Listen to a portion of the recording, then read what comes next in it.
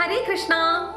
ജീവിതത്തിൽ ഏതൊരു വ്യക്തിയും കൊതിച്ചു പോകുന്ന ഒരു കാര്യമാണ് ആദരവ് ലഭിക്കുക എന്നുള്ളത്. കാരണം ആദരണീയനാവാനായിട്ട് ഇഷ്ടപ്പെടാത്ത വ്യക്തികളില്ല. പക്ഷേ ഇനി ഈ കലിയുഗത്തിലും ഇതിനു മുന്നേ ഉള്ള യുഗങ്ങളിലൊക്കെ ആദരവ് ലഭിക്കാനായിട്ട് വളരെയധികം മോശപ്പെട്ട രീതിയിലൂടെ ജീവിതത്തെ സഞ്ചരിപ്പിച്ച വ്യക്തികൾ നമുക്ക് മുന്നിൽ ഉണ്ടായിട്ടുണ്ട്.